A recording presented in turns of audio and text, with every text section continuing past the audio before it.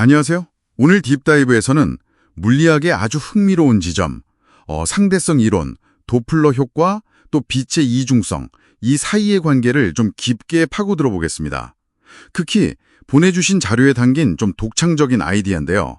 로렌츠 변환을 에너지 중심으로 보고 도플러 효과를 완전히 새롭게 해석하려는 시각, 여기에 좀 주목해 보려고 합니다. 네, 안녕하세요. 이 자료들이 사실 표준 물리학 해석에 상당히 좀, 도전적인 질문을 던지고 있어요. 특히 도플러 효과 설명할 때 우리가 너무 당연하게 여겼던 진동수라는 개념 있잖아요. 그거 없이 양자도약이나 에너지 최소화 같은 원리로 접근하려는 시도가 참 인상적이었습니다. 네, 맞아요. 이 개념들이 왜 중요하고 또 어떻게 서로 맞물리는지 오늘 한번 같이 깊이 들어가 보시죠. 좋습니다. 그럼 로렌츠 변환부터 시작해 볼까요?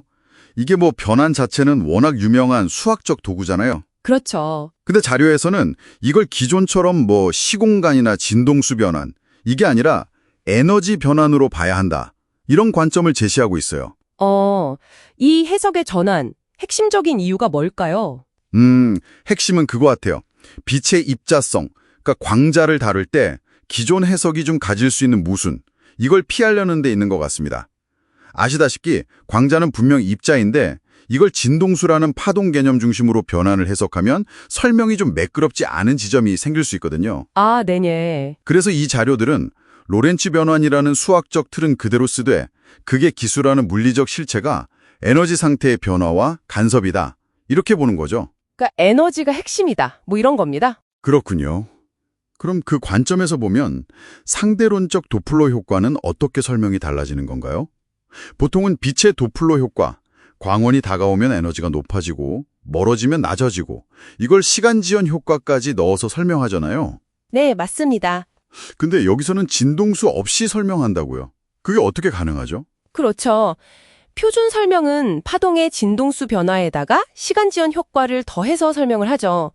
근데 이 자료의 접근법은 만약에 빛이 그냥 순수한 입자처럼 행동해서 진동수 개념을 아예 쓸 수 없다면 이 질문에서 시작하는 거예요. 아, 그 답으로 로렌츠 변환을 그냥 에너지 변환식으로 직접 적용하면 광자 자체의 에너지 변화만으로도 도플러 효과를 충분히 설명할 수 있다. 이렇게 보는 겁니다. 진동수 개념이 필요 없게 되는 거죠. 잠시만요. 제가 예전에 자료에서 봤던 기억이 나는데 직선 운동 자체는 도플러 효과로 설명되지 않는다. 이런 구절이 있었던 것 같거든요. 네, 있었죠. 근데 광자도 직선 운동을 하잖아요. 그런데 왜 광자에는 도플러 효과가 적용되는 거죠? 이 부분이 약간 헷갈리네요. 그거 좋은 지적이신데요. 그 말의 의미는 입자가 그냥 쭉 가는 그 이동 경로 자체가 도플러 효과는 아니라는 뜻입니다.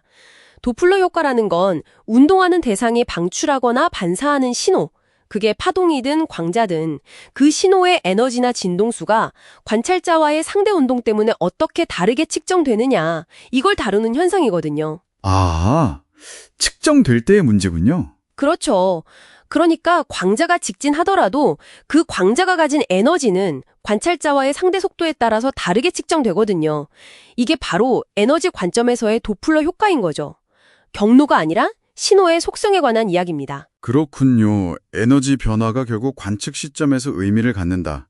이건데 자료에서는 한 발 더 나아가서 관측자의 역할 자체에 대해서도 좀 근본적인 질문을 던지는 것 같아요. 관측자가 현상하고 완전히 분리된 존재가 아닐 수도 있다. 이런 거죠. 네, 바로 그 지점이 이 관점의 아주 독창적인 부분입니다. 표준 양자역학에서는 보통 측정이 상태를 결정한다고 보잖아요. 네. 근데 이 자료의 아이디어는 관측자조차도 현상이 발생하는 어떤 더 큰 장, 필드, 이 장의 일부로 통합해서 보려는 시도예요. 관측이 현상을 딱 결정한다기보다는 관측자와 현상 모두가 장의 상호작용 결과다. 이렇게 보는 거죠. 흥미로운데요. 시간지연에 대한 질문도 있었죠. 시간지연은 상대론적 효과의 아주 중요한 부분인데 이게 파동이든 입자든 상관없이 적용되는 그런 보편적인 효과가 맞나요? 네, 맞습니다. 시간지연은 대상의 본질이 파동이냐 입자냐 이런 거랑 상관없이 상대 운동을 하는 모든 시스템의 시간 흐름에 영향을 미치는 보편적인 효과예요. 표준 이론에서는 당연히 이게 도플러 효과 계산에도 영향을 주고요. 그런데 자료에서는 이 시간 지형조차도 어떤 근본적인 원인은 아니라고 보는 것 같아요. 좀 다른 이야기라는 것 같은데? 네, 맞아요. 대신에 에너지 최소화 원리나 양자 도약 같은 개념을 통해서 도플러 효과를 설명하려고 하죠. 좀 생소할 수 있는 질량 간극이라는 개념이나 정렬되는 장, 알라이닝 필드 같은 아이디어도 나오는데요. 네, 그 개념들은 뭔가요? 이게 바로 진동수나 시간 지연 없이 현상을 설명하려는 대안적인 틀의 핵심 요소들입니다. 질량 간극은 뭐랄까 시스템이 가질 수 있는 최소 에너지 단위나 상태 변화의 문턱값 이런 개념으로 볼 수 있고요. 시스템이 더 안정한 상태, 즉 에너지가 최소화되는 상태로 가려는 경향, 이걸 양자 도약으로 보고 이게 도플러 효과의 근본 원인이다 이렇게 주장하는 거죠. 아, 그럼 정렬되는 장은요? 정렬되는 장은 파동을 우리가 아는 그런 주기적인 진동으로 보는 게 아니라 마치 철가루가 자기 장에 쫙 정렬되듯이 어떤 구조적인 패턴이나 질서도 이런 식으로 해석하려는 시도예요. 심지어 중력까지도 이 장들의 간섭 패턴으로 설명하려고 하고요. 와, 관측자마저 장의 일부로 보고 모든 현상을 장 내부의 에너지 재정렬 과정으로 설명하려는 시도라. 이건 정말 상당히 근본적인 관점의 전환이네요. 기존에 우리가 좌표계 설정하고 관측자 중심으로 해석하는 거랑은 완전히 다른 접근 방식인데요. 그렇죠. 현상을 그냥 기술하는 데 그치지 않고 현상이 왜 발생하는지 원리를 장 자체의 구조와 에너지 원리에서 찾으려는 시도라고 볼 수 있습니다. 어떻게 보면 관측자나 좌표계 설정에 의존하지 않는 좀 더 보편적인 물리법칙을 찾으려는 여정 같기도 하고요. 네, 오늘 딥다이브 이제 슬슬 마무리할 시간입니다.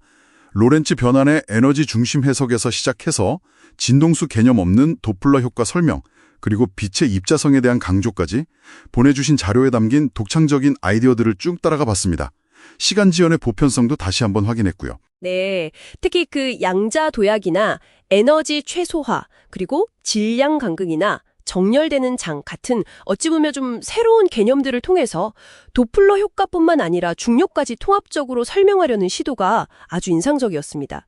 관측자조차 장의 일부로 보는 관점은 정말 물리학의 근본적인 전제를 다시 생각하게 만드는 것 같아요.